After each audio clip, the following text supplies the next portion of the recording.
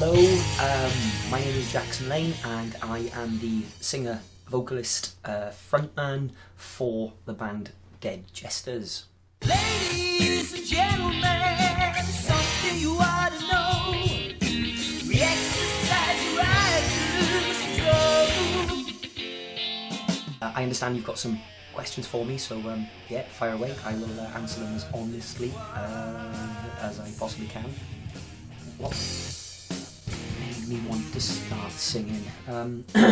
I don't remember when I first started to want to sing as such. I remember thinking back to a very early age.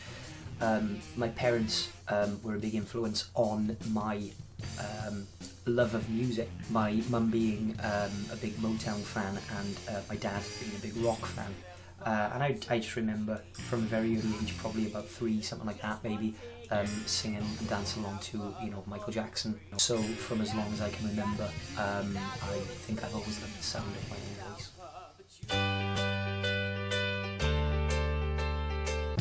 My biggest influence.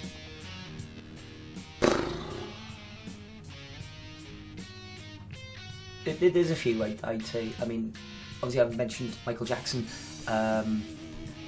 Freddie Mercury, great singer, great showman, again like Michael Jackson in different ways. I remember when I was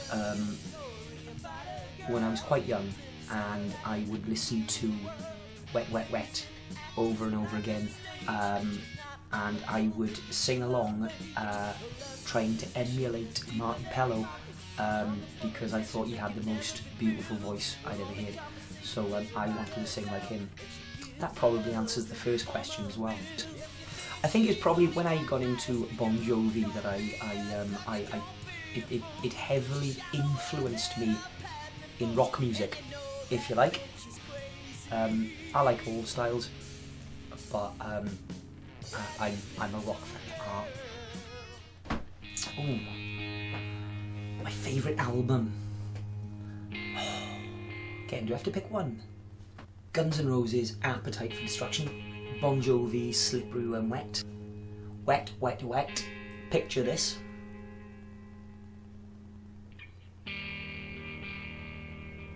Faith No More, The Real Thing. The Prodigy, Music for the Jilted Generation. Pink Floyd, Pulse. I know it's not technically an album, it's a live album, right? So it qualifies, it does, trust me, it's good, right? So if I had to choose one person to go for a meal with, who would it be? Do they have to be alive? I mean, I know it would be a bit awkward, like, you know, taking a dead person into a restaurant. Peter Griffin, there we go, absolutely. It would be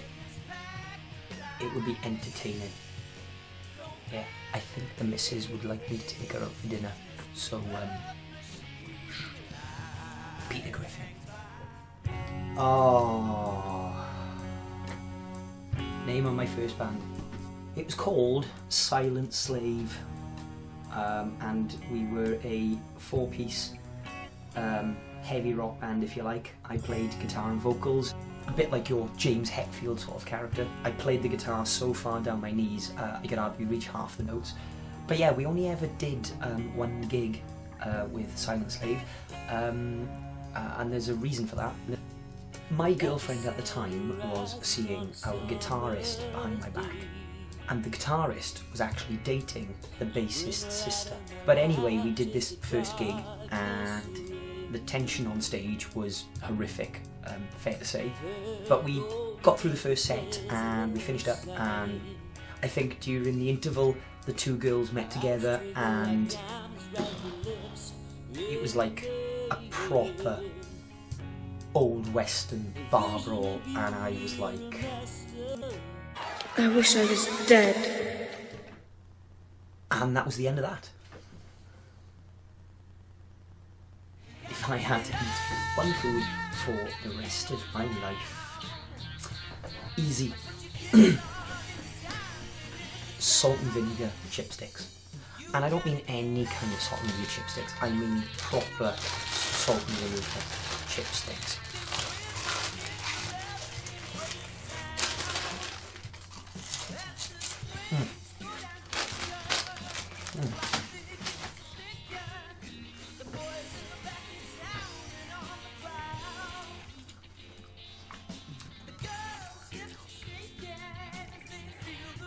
Well, what is my most annoying habit?